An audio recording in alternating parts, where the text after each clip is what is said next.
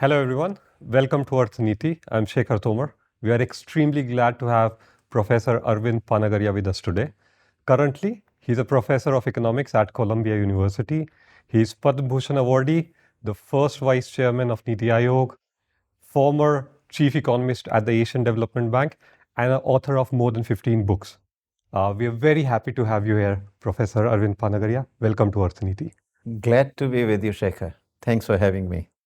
So, your research is mainly about international trade, trade policy, and growth issues. So, I'll go back a little bit in time because you have been one of the proponents of free trade since the earliest of times, at least in India, I would say. And so, I'll quote from one of the pieces you wrote in 2000 at the beginning of the millennia, and I'll quote. My millennial wish for India is to achieve double digit growth in the forthcoming decade. On the surface, the desirability of double digit growth as opposed to its feasibility seems obvious, yet the case for it is not uncontested. In India, where concerns related to poverty reign supreme, and many continue to see a conflict between growth and poverty reduction, even the desirability, and I put emphasis here, even the desirability of high growth rate is under constant attack. Why do you think there is such conflict between poverty alleviation and growth? And the second follow-up question is, since you wrote it first time in 2000, have things changed in India now? So, first, your second question. Yes, I think a lot of progress has happened. If I go even a little bit further back from 2000 to 1990s, for instance, growth was still seen as a kind of bad word. And not many people wanted to upfront kind of advocate growth.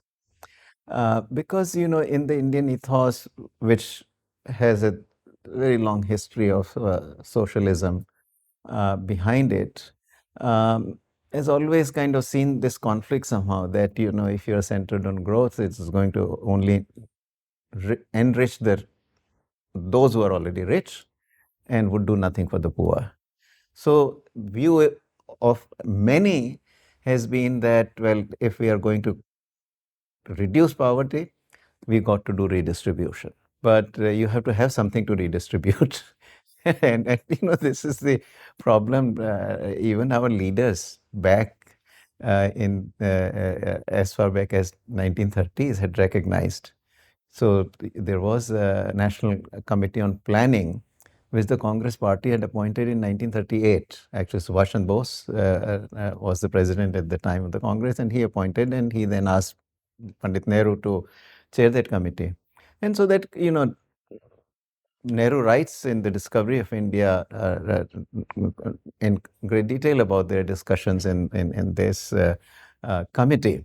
And he says that, look, we always knew that our objective was to combat poverty, but we simply couldn't do that without raising the incomes, because the incomes were so low that trying to do redistribution would be simply amount to redistributing poverty. We needed to grow. And so he fully understood, rightly so. And at that time, quite amazingly, growth was seen as quite in positive light. And he wrote without hesitation about it, and a lot of the debates that subsequently happened after independence and all issues. And so Nehru was always talking about growth. What happened, of course, was, now here we come to kind of begin to see why growth kind of became a kind of what I call the bad word. This begins to kind of unfold here, that the model we adopted, which was centered on the development of heavy industry first, turned out to be almost anti-growth. And it also turned out that, the emphasis on heavy industry effectively left out, excluded from the growth process the bulk of the Indian population. Right? Because, at the time, your savings were about 7% of the GDP. GDP itself was very small. So total pie, the savings that were available were really small. And if you then put them into 3 or 4 steel mills, more or less you have used up your savings into just those steel mills. And they would employ a few workers, but the bulk of the workforce is left out. Now, East Asian countries got their model So right. I'll go to East Asian countries later, but at least in the Indian context, and since you have looked at the history, is it the ex post analysis or ex ante they also knew that it can lead to some problem like this? No, I think ex ante, there was no recognition. Maybe it's, a few here and there, but certainly very few voices you get there, almost no voices, which are questioning, particularly in the 50s and when the second 5-year plan, which is the critical 5-year plan, is formulated. There is consensus around that heavy industries India's got to do. Which is a strange thing because if you look at all the others, even those countries that did import substitution, they never went for heavy industries. We were unique in this respect to follow the Soviet model and go straight into heavy industries first. And Nehru talks about we got to make machines that make machines. So that was unique to us. And it was not foreseen that this is actually resulting in the exclusion of the bulk of the population. They just thought that we need to give space to the cottage industries, village industries, small industries, and so therefore what we would do is not let any factory production take place in all these commodities that can be produced in the household sector, the cottage industry sector.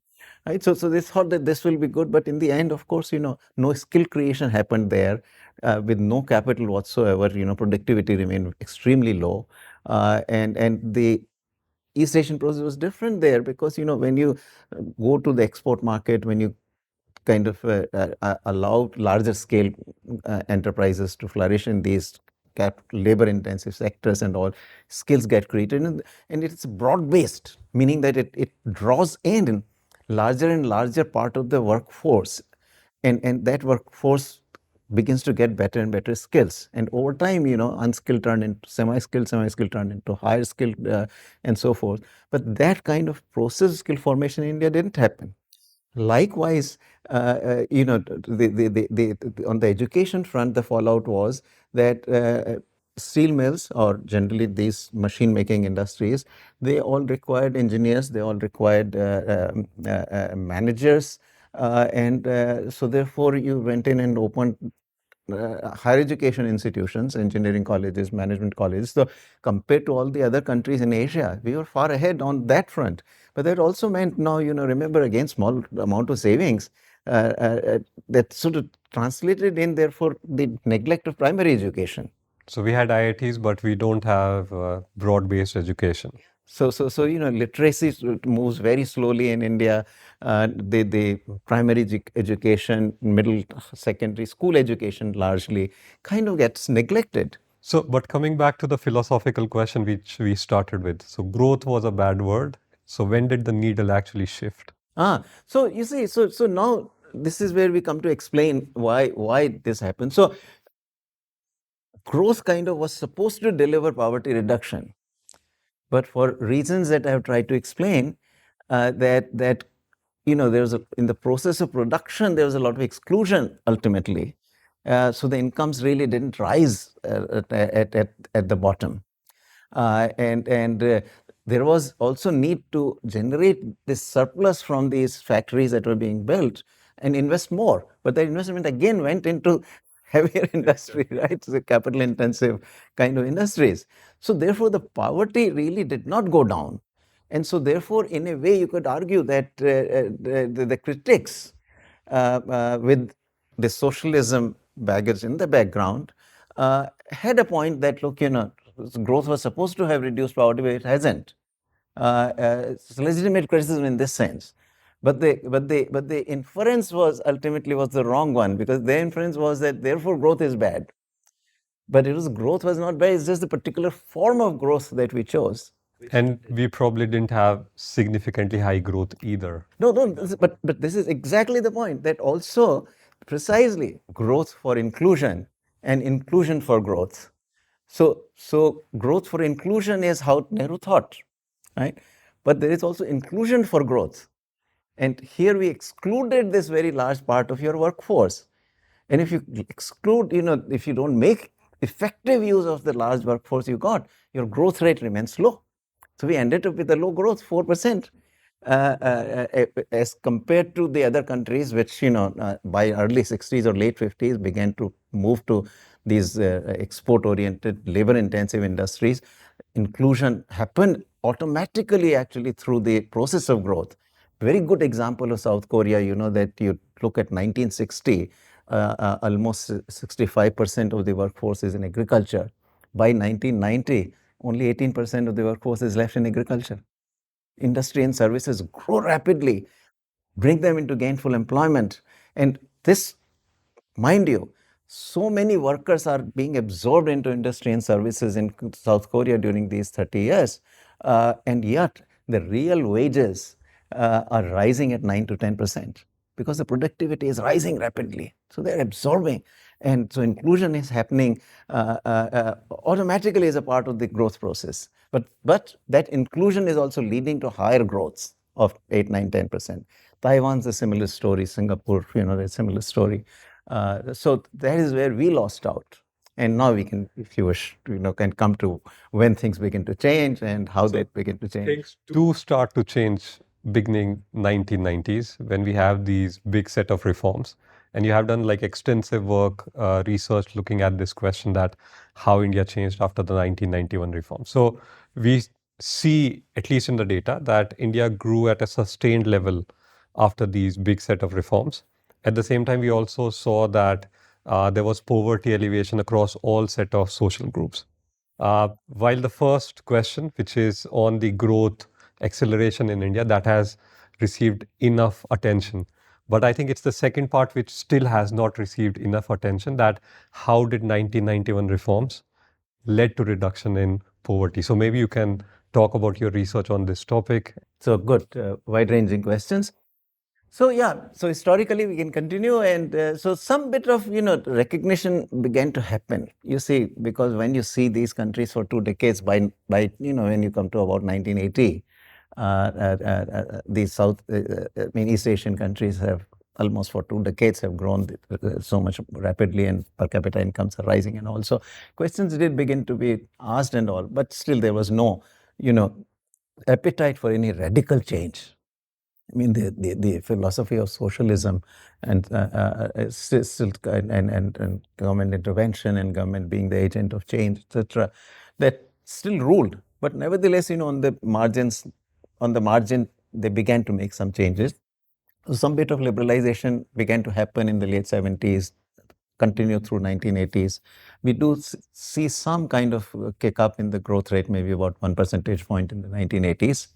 And then, of course, as you know, 1991, we had that balance of payments crisis.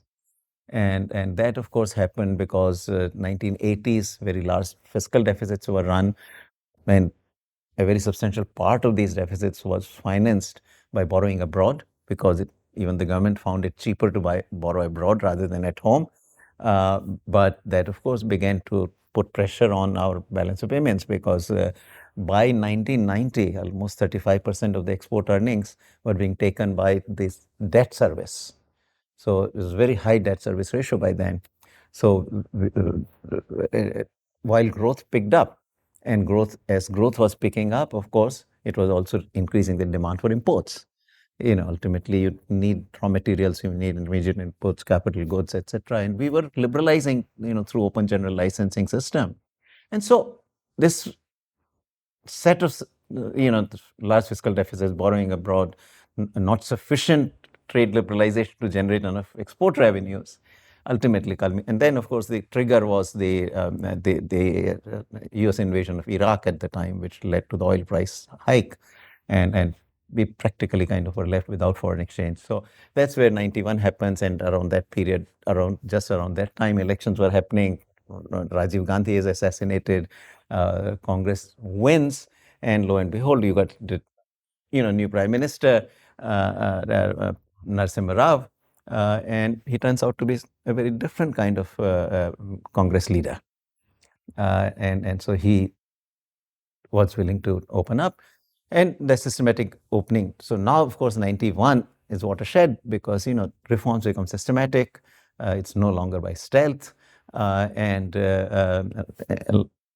investment licensing goes away, import licensing goes away, except on the consumer goods imports. That took another decade. 2001, finally, consumer goods were also delicensed, the imports of consumer goods. So anyway, this happened, growth began to kick up, and we see, ultimately the decade of 2000s was very high growth decade for us. And that's where now we begin to see the impact on poverty big time. And so, obviously our measurement of poverty depends on what is your poverty line. But we, for quite a while, we had an official poverty line, and Planning Commission used to set that. And from something, poverty was cut in at least half. So from 40% of the population overall that was poor. This is approximate, but by 2012, it has fallen to something close to 21, 22%. So massive decline in poverty, and I've done many of these numbers myself also, others have done as well, Planning Commission also does that. But you can look at the scheduled castes, you can look at scheduled tribes, you can look at Hindus, Muslims, Jains, Sikhs, because in the sample surveys we do, you can identify the castes and religion at least at some level. So you look at every single group as a group, poverty rate actually declines. Now also during this period, we should point out that, as a result of growth, government revenues began to rise. So the government could also begin to put in place social safety nets in a more systematic way. So one of the big ones, early big ones, was the NREGA, the National Rural Employment Guarantee Act scheme. So GDP goes up and you raise more taxes, and so redistribution also happens. And our growth process was also beginning to become at least somewhat more inclusive. It's still, I won't say we have become fully inclusive, but still, compared to what it was, and because now it all freed up, right? There was no licensing, there was no, gradually we also did away with small scale industries reservation. We also connected to the global marketplace, so we became more competitive. So all that helped. And so inclusion also happened through gainful employment, at least in comparative terms. And that also directly helped poverty, reduction in poverty. But at the same time, as you said, the fact that the government had more revenues now as the GDP began to increase, they could also do some social spending on a larger scale. So we have seen that, yeah, these reforms helped, but you're not perfectly happy with it.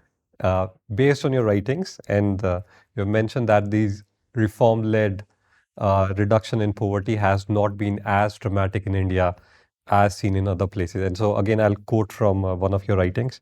We believe that at the heart of the slow pace of poverty alleviation in India has been the slow transformation of the primarily agrarian economy into a modern industrial one. So, what explains this weak performance of India that you have in your mind? What explains that, and why is it this transition from agriculture to manufacturing so important? I think that's the heart of the matter for me as far as the full economic transformation is concerned. Now, what happened was, there's a lot of history that got built up. Initially, as I mentioned, heavy industry, and that emphasis somehow continued for quite a long time.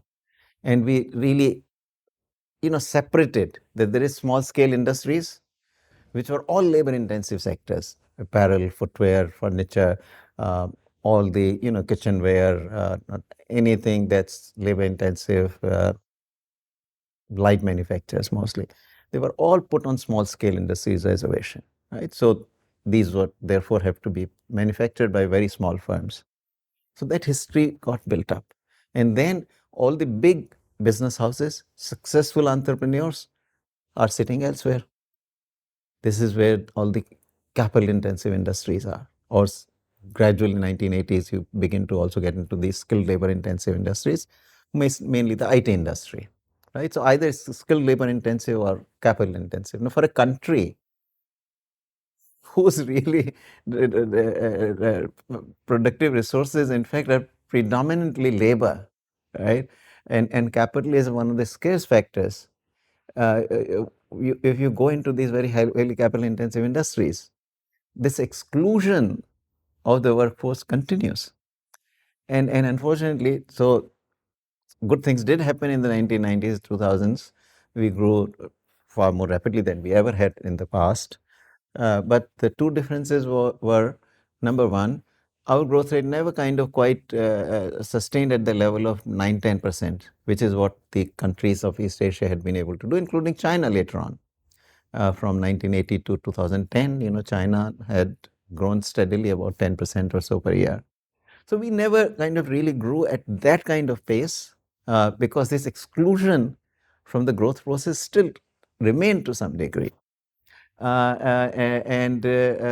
first the growth rate itself was not high enough, but also then because the inclusion was not of the same scale as these other countries had seen, that became another reason for slower prosperity for the poor. So prosperity did come, but it was slower than in the other countries, and which is where the quote that you're reading out is coming from. That so today, for example, now post-pandemic for 2021, if we look at our labor force survey, the PLFS, the Periodic Labor Force Survey, 46% of our workforce is still in agriculture. So there's one part of the problem that, and mind you, that half of these farmers are really sitting farming on a very tiny farm. So the figure is, this is from 2015 agricultural census, which is the latest we have so far. 48% of India's farm holdings are less than half hectare. Yeah, and the average size, if I take the average of these, so not every one of these is half hectares. Some holdings are 0.1 hectare, some 0.2 hectare. So I take the average, it comes out to less than a quarter hectare. 0.23 is the precise figure. No, nobody can make a decent living for a family of 5 on such a small farm. So that's part of the problem in agriculture. Now we come to industry and services. Now, because still this history has continued, and also we are slow to reform, right? In small scale industries, the reservation really did not go away till quite recently, all of it. But 2005, you can say most of it was gone. But still, 2005 is pretty late, right? 91, we started the reforms. So this is almost 14, 15 years later. And then labor law reforms, Prime Minister Modi has kind of passed the legislations, but still they have not been implemented. So we still, the laws, particularly this most important law, which is now called the Industrial Code, Code for Industrial Relations, that has not been implemented yet. So that still, continues to handicap the labor intensive industry. The outcome, what is the result of all this? The result of all this is that another 42-43% of the workforce is in enterprises that are employing less than 20 workers. So it's very small enterprises, low productivity. So, much of the workforce is whether you look at farming or you look at industry and services, is sitting in very low average productivity, low average labor productivity activities. So, if you have to compare it to the countries that you have studied so extensively, what would be the key difference? And then how long would it take, even if we do these broad set of reforms, to achieve those sustainable level of growth rates and maybe have more developed labor intensive sectors, at least for a few decades? Yes, I think, this is what we need. So the first step has to be, the implementation of the laws that have already been passed by the parliament. So that will help. Then, there are some key input markets where we have very serious problems. So, capital markets are still not too bad, although, that bias of our entrepreneurs also. So this is because entrepreneurs have also gotten hardwired. If you go to the CII, for example, or you go to FICCI, these are our industry chambers, talk to the entrepreneurs there. Everybody wants to do something, very the high tech stuff, steel, information technology, the automobiles, these heavy, fancy manufacturing.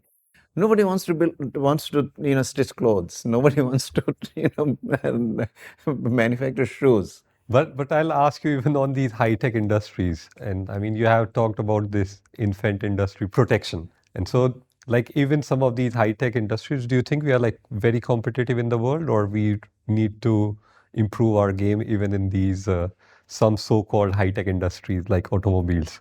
Yeah. Well, automobiles, we are not competitive. I mean, because that is largely grown behind a very high protection wall.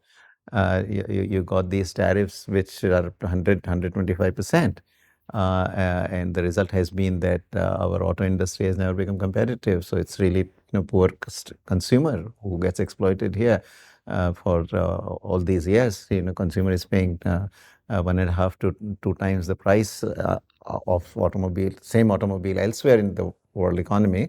And yet even the quality of the car is not quite at the same level. So those industries, clearly one needs to make them more competitive. Now two-wheelers have done, by contrast, much better. They are very competitive, and they are some of the largest enterprises in two-wheeler industry actually are exporting in a big way. So it varies by industry, but largely, if you look at our exports, right? Where are we cost competitive? These are petroleum refining, highly capital intensive. Enormous amount of capital, hardly any workers employed. Yeah, so my imagination of a petrol refinery is that you have a machinery and then you have basically few security guards because everything else is automated. Pretty much, right? So that's our leading export actually. Yeah. Then you got the sectors like pharmaceuticals, you got machinery sector, and so on. So it's still our leading exports are not labor intensive products. But how about services? There, that is So even on services now, if we look at our exports, right? Information technology, these are skilled labor. So ultimately, when you look at the entire information technology industry in India, probably employs maybe 3 million, at the most 4 million people, which is decent, good. They're good jobs. So certainly no complaints about that part. But it cannot turn into a big employer, and it can certainly not become the employer of the farmers who are you know, who have to be given the gainful employment in the mainstream of the economy. So you need somehow the success of the labor-intensive industry. And the timing couldn't be better. I mean, this is fantastic timing because wages have gone up in China already. The multinationals want to diversify.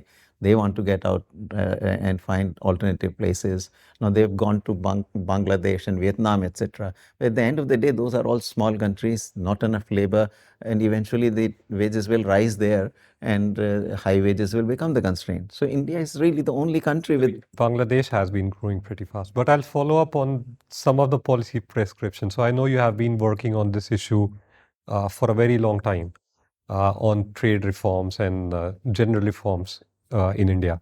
But if you look at the trade now, like most of it is in global value chains. And so it's not just about opening up the market, but it's also about getting into these bilateral or multilateral agreements with different countries. So how do you think is India prepared for that? Are we doing enough to be part of these GVCs? So it's a good question. It does tie up in the trade policy, of course. So unfortunately, or at least the tariffs themselves have been going up. So that part of the policy is going in the wrong direction. Um, uh, at the same time, I think finally we are at least beginning to negotiate free trade agreements. We have done with Australia, we've done with the UAE, which are both positive steps. But of course, these are still relatively smaller entities. One with UK is under negotiation. But what we need really truly is an agreement with the European Union. We got to really get into freer trade with a large entity, and the only feasible one there that I see is the European Union. That's a large market, tons of sources of benefits for them. We are also a $3 trillion economy today. In another few years, we will be maybe 5 trillion. So we are a large economy. They will benefit from opening to us, and we will benefit from opening to them. So I think if we do that, at least that will begin to get us into these value chains, right? Because today there's no specialization by the entire product. I mean, my favorite example often is the iPhone. With this iPhone, also the products have become more complex these days. So iPhone has something like 1,600 different components, and these are manufactured by 200 different firms, which are located around in 43 different countries. So you can see that specialization now is not like anybody produces iPhones. No, they're producing some components of iPhones, and some country like China probably is assembling the final. It gets on all 1,600 components there and then assembles it. So specialization now is in components or in some particular activity associated with the product. Somebody is designing, somebody is innovating new models, etc. So that is how it is, and this is why the value chains are so important. So you really need these agreements. And you so therefore really need these agreements, because you see, as I give you the iPhone example, 43 different countries, these firms are spread around. If too many tariffs are there, then, as you cross multiple borders, on each border you are collecting these tariffs, and sometimes there is tariff on tariff, right? Because you have already paid tariff, but then it crosses the border again. You have to pay tariff on the full value inclusive of the tariff that you previously paid. So cost then begins to add up.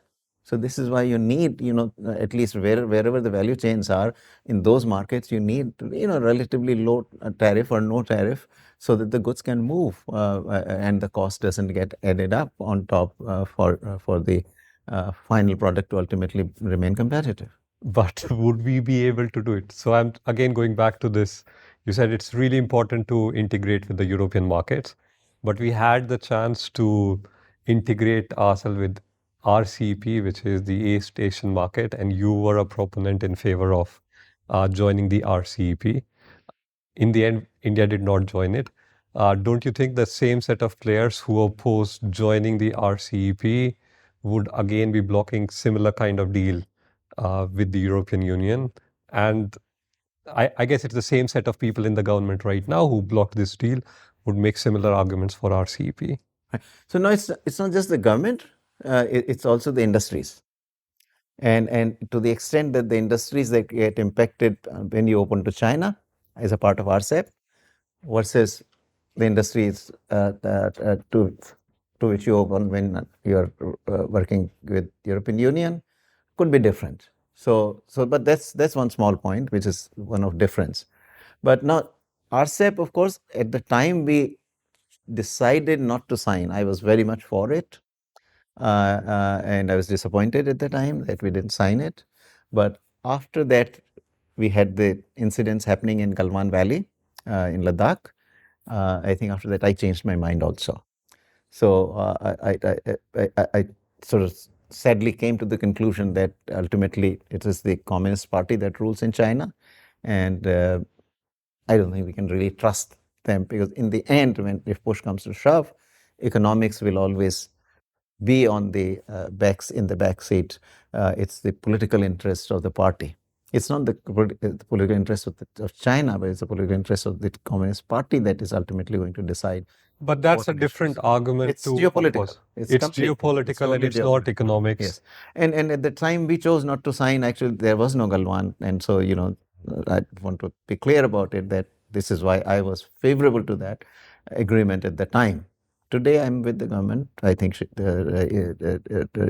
fortuitously it turned out that we stayed out. But I think you still need to do a very strong effort to convince them, even for the deal with the So European yeah, Union. so now there is a bit of difference. I think in I see that the current ultimately the players do change in the government. You see, we may not see, but there is a new Secretary of Commerce, not so new now, because this is the one who has led the charge, and clearly with the blessings of the Prime Minister. The Prime Minister wants to do it as well.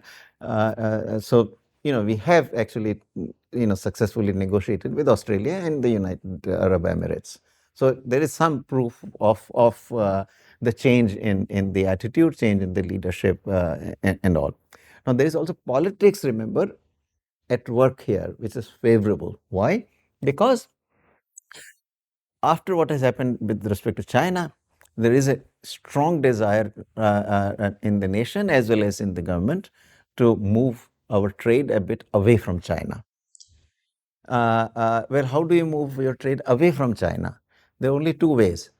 Either you begin to restrict imports of the products that are coming in large quantities from China, which means you raise tariff barriers against China or against the products that come from China. Well, that is not a very wise thing to do. That will be very, very disruptive and will be to our disadvantage. It will hurt us certainly as much or perhaps more than it would hurt China. So I don't want to do that. Nobody would want to do that. Nobody should want to do that. Only other way we can move our trade away from China is by expanding our trade with other trading partners. How do I do that? The only way to do it is to liberalize trade with these other trading partners. So here the geopolitics now begins to help a bit the negotiation of FTAs with the other countries.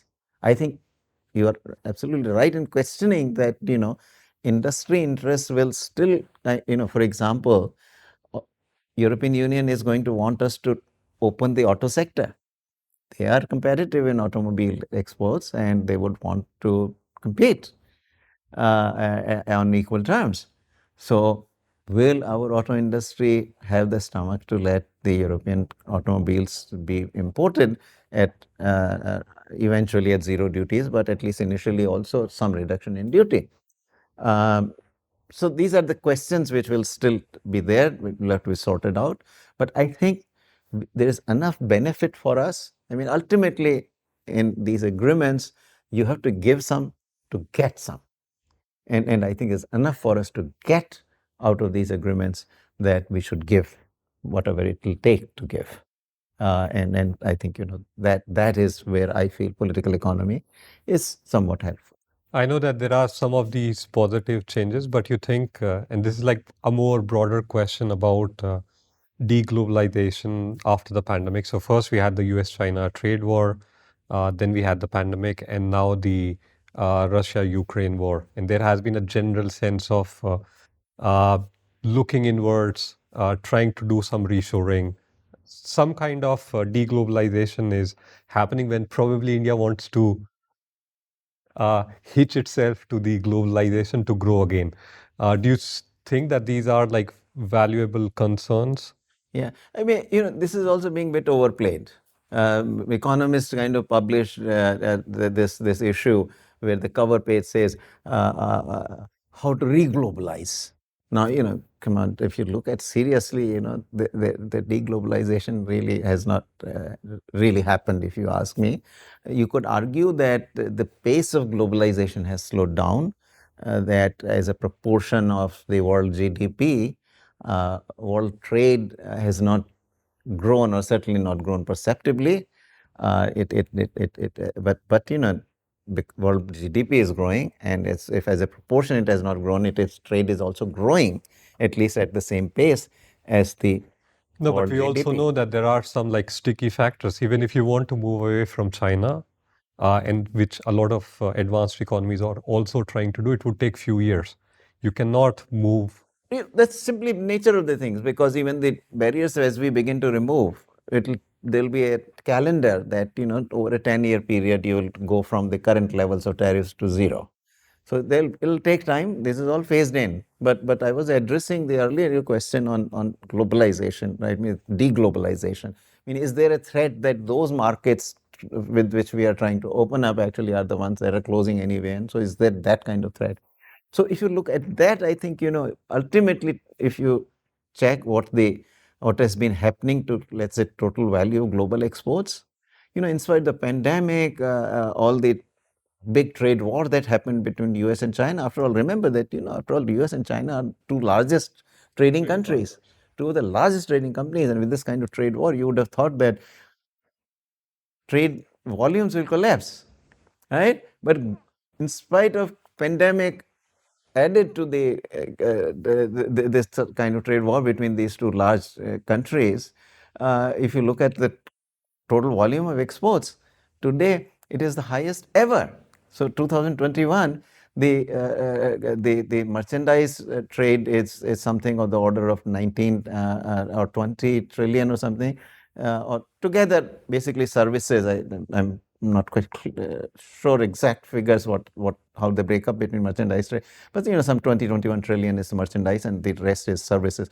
Total $28.5 trillion in 2021. This is larger than the pre-pandemic exports by at least $2 to $3 trillion. So, So the all level these has, things have not, dented the growth in trade. They determined exporters find a way to export their products. The profitability is a huge incentive, and they entrepreneurs don't give up easily. so as my last question, I want to talk about something else, which came some 10 years ago. So you're the first vice chairman of NITI Aayog. I want to understand what was the genesis behind replacing Planning Commission, coming up with this new body. And if you can tell us like some of your anecdotes from your time when you served at the NITI Aayog.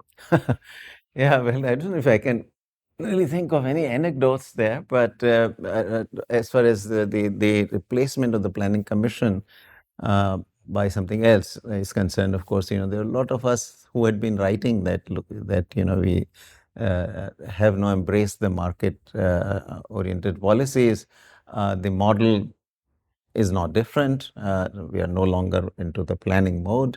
Um, what is the point of doing these 5-year plans, right? And particularly of the kinds of 5-year plans that we have been writing. So there was clearly this recognition. I can speculate now. I know on this because when I came to NITI Aayog, it was already there. So I have no idea what was the motivation with the Prime Minister, but I can only speculate that this is not secret that as the state chief minister, Prime Minister, also then Chief Minister Modi, was never happy with the Planning Commission. In a way, he felt that the Planning Commission was not serving the interests of the states very well. So that's clearly was there in the background, and he probably also recognized at some level that now the new era has begun, but we have been just too slow. Even actually, when Prime Minister Manmohan Singh was ending his second term, he gave a speech actually at the Planning Commission, and he raised some questions that is it not the case that maybe we are still using instruments that were relevant to a different era. So one needs to think about it. So even he had raised the questions about it. So I think as you know, on August 15, 2014, when Prime Minister gave his first address to the nation on the Independence Day from the Red Fort, he announced that he is closing the Planning Commission. And I remember I was in New York at the time still, and I was watching that speech live. And I was like, oh, wow, it's really done it. But what's the role like? Did you really set the stage for what the NITI Aayog is going to do in the following years, or was that already set in stone by the time you joined as the first vice chairman? I think the institution was basic design, etc., had been put into the executive order, which created the NITI Aayog. But a lot of the shaping of it had to be done in the first three, whatever time that I spent there, close to about a little less than 3 years. By which I mean, like, we cut the staff quite considerably. The planning commission staff was too large, and I felt that an efficient institution actually needs to be smaller, lean and mean, if you will. But and then we also had to reconfigure all the divisions or verticals, as they came to be called, because again the priorities were different. And then also we tried to bring out some changes to how this staff will be hired. So I was very keen that we bring in outside talent. So we put in the provisions that 1/3 of the senior staff should be we should be open to hiring laterally from outside. So that finally happened after, although the actual hiring happened after I left, but the ball had been put into motion well before I left. So that reorganization happened. Prime Minister's own thinking, of course, plays a very critical role in how the institution shapes up. There is no question. He is the chairman of the institution. And Prime Minister Modi, he really works on very, very wide canvas. So he, when he came actually to Delhi, by the time he had done a lot of thinking of what he wanted to do, because my very first meeting with him, the substantive one, the first courtesy call was half an hour, but then when a formal official meeting happened, where the finance minister Arun Jaitley was also there, and the prime minister, and we and some senior officials, a few, but it was a very small group. And at that meeting, I still have the notes and all. I was astounded how many areas he covered. It was largely me sitting taking notes, listening to him. What he wanted to do. Now, some of the things that he discussed in that meeting are still being kind of pushed out. So maybe I'll ask like another personal question, and you may choose not to answer. But would you be willing to like come back again as someone in the government again, or have you haven't thought about it after Really, that? that's not a question I ponder. Frankly, I didn't ponder over that in the first time either. People thought that, oh, he's doing this to want to be have some position or so. That was never my motivation. Actually, my motivation is simply that I just want India to progress, and whatever is in India's interest is what I write. And so, a lot of things that the present government does are all in India's interest. So I support those. There are one or two things where I disagree that, the policy. The trade issues. Trade issues, where at least in my thinking, that's not in India's interest. So I write critically on that. So ultimately, it is India that we all work for, and so that's what motivated me. And when such a dynamic prime minister calls you to come and work with him, you can't say no. So I went. So that was a great experience. There's no question. Very pleased I did that, and it was truly life-changing kind of experience. Thank you so much for your time. Great. It was a pleasure speaking to you. Likewise, Shekhar.